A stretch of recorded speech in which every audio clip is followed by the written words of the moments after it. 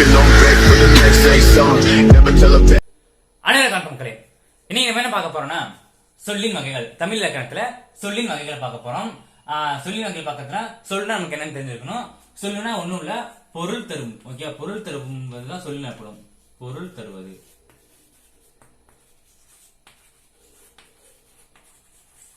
பொருள் தருவது சொல் எனப்படும். ஓகேங்களா, பொருள் தருவது சொல் எனப்படும். ஒரு எழுத்து தனித்து நின்றோ அல்லது பல எழுத்துக்கள் இணைந்து அல்லது சேர்ந்து நின்றோ பொருள் தருவது சொல் எனப்படும். ஓகேங்களா, சொல்லுக்கான டெஃபினிஷன் தான். ஒரு எழுத்து தனித்து நின்றோ அல்லது பல எழுத்துக்கள் தொடர்ந்து நின்றோ பொருள் தருவது சொல் எனப்படும். நார்மலா நம்ம என்னன்னா சொல்லுனா பொருள் தருவதா சொல் அப்படி ஞாபகம் வச்சுக்கோங்க. ஓகேங்களா, சொல்லுக்கு எக்ஸாம்பிள்லாம் உங்களுக்கு தேவையில்ல. நெக்ஸ்ட் நம்ம பார்க்க போற சொல்லின் வகைகள். சொல்ல மொத்தம் இலக்கண அடிப்படையில் எத்தனை வகையா பிரிக்கலாம்னா 4 வகையா பிரிக்கலாம். 4 வகையா பிரிக்கலாம். இலக்கண அடிப்படையில் சொல்ல எத்தனை வகையா பிரிக்கலாம்? 4 வகையா பிரிக்கலாம். என்னென்ன? ஒன்னு பெயர் சொல், வினைச்சொல், இடைச்சொல், உரிச்சொல் அப்படி 4 பிரிக்கலாம். ஃபர்ஸ்ட் இதுல பெயர் சொல் பார்ப்போம். ஓகேங்களா, பெயர் சொல்.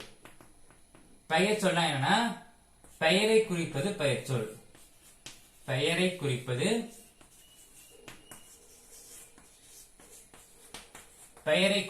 பெயர் சொல் எனப்படும். ஓகேங்களா, பெயரை குறிப்பது பெயர் சொல் எனப்படும். பெயரை குறிக்கிறது என்னன்னா இப்ப நார்மலா வீடு, எக்ஸாம்பிள் பாத்தீங்கன்னா வீடு, இல்லனா காவலர், இல்லனா நார்மலா ஒருத்தரோட பேரு ராஜா. இந்த மாதிரி ஒரு இடத்தையோ அல்லது ஒரு பொருளையோ குறிப்பது பேரு தான் பெயர் சொல். ஓகேங்களா, இதுதான் பெயர் சொல். நெக்ஸ்ட் வினைச்சொல். பெயர் சொல்ல நார்மலா பெயரை குறிப்பது பெயர் சொல், அவ்வளவுதான். நெக்ஸ்ட் வினைச்சொல்.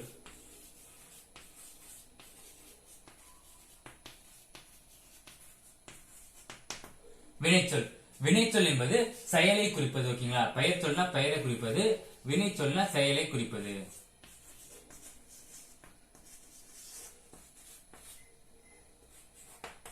செயலை குறிப்பது. வேலையை செய்தேன், செய்தேன்ங்கிறது வினைச்சொல். ஓகேங்களா, இந்த மாதிரி செய், வேலையை செய், அந்த செய்ங்கிறது வினைச்சொல். இந்த மாதிரி செய், ஓடு, நடத்தல், இல்ல நட, இந்த மாதிரி ஒரு செயலை குறிப்பது வந்து வினைச்சொல். நெக்ஸ்ட் இடைச்சொல்னா என்னன்னு பார்ப்போம். ஓகேங்களா, இடைச்சொல் 3 என்ன? இடைச்சொல்.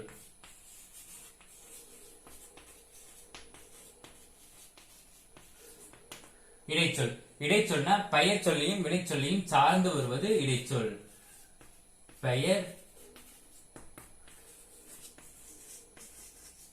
வினையை சார்ந்து வருவது, பெயரையும் வினையையும் சார்ந்து வருவது இடைச்சொல் எனப்படும். ஓகேங்களா, இடைச்சொல் என்ன? பெயரையும் வினையும் சார்ந்து வருவது இடைச்சொல். இதற்கு எக்ஸாம்பிள் என்னன்னு கேட்டீங்கன்னா ஓகேங்களா, தந்தையும் தாயும். இதுல அப்படிங்கிறது தந்தை அப்படிங்கிறது பெயர் சொல், தாய்ங்கிறது பெயர் சொல் நமக்கு தெரியும். அந்த அப்படின்னு வருதுல இடையில, சோ இது இடைச்சொல். உம்ங்கிறது இடைச்சொல். மற்றொருவர், மற்றுங்கிறது இடைச்சொல். அப்புறம் இரண்டாவது ஐ இருக்குல்ல, அதுவும் இடைச்சொல் தான். குதிரையை கண்டேன், குதிரையை கண்டேன் குதிரை பெயர் சொல். கண்டேன்ங்கிறது வினைச்சொல். நடுவில் இருக்க ஐ, குதிரையை அப்படின்னு அந்த ஐங்கிறது இடைச்சொல். ஓகேங்களா, அவ பெயர் சொல்னா என்ன? பெயரை குறிப்பது. வினைச்சொல்னா செயலை குறிப்பது. இடைச்சொல்னா என்ன? பெயரையும் வினையையும் சார்ந்து வருவது இடைச்சொல். கடைசியா உரிச்சொல். கடைசி என்ன? உரிச்சொல். உரிச்சொல்னா ஒண்ணும் இல்ல, பெயரையும் வினையையும் மிகைப்படுத்த வருவது உரிச்சொல். பெயரையும் வினையையும் மிகைப்படுத்த வருவது ஞாபகம். நீங்க அவ்வளவு கஷ்டப்பட மிகைப்படுத்த வருவது. மிகைப்படுத்த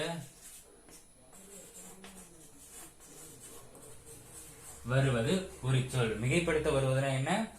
நார்மலா இப்ப என்ன சொல்லுவோம்? மிகப்பெரியது,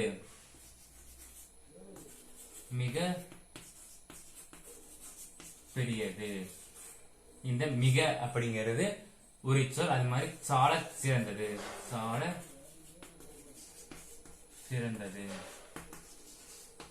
இந்த இதுல இந்த சால அப்படிங்கிறது உரிச்சொல். இந்த மாதிரி ஒரு சொல்லை மிகைப்படுத்த வருவது உரிச்சொல் எனப்படும். ஓகேங்களா, இதான் சொற்களோட 4 வகைகள். என்னென்ன? பெயர்ச்சொல், வினைச்சொல், இடைச்சொல், உரிச்சொல். பெயர்ச்சொல்னா என்ன? பெயரை குறிப்பது. வினைச்சொல்னா செயலை குறிப்பது. இடைச்சொல்னா பெயரையும் வினையும் சார்ந்து வருவது. உரிச்சொல்னா மிகைப்படுத்த வருவது. நெக்ஸ்ட் வீடியோல நெக்ஸ்ட் இலக்கணத்தை பார்ப்போம். நன்றி.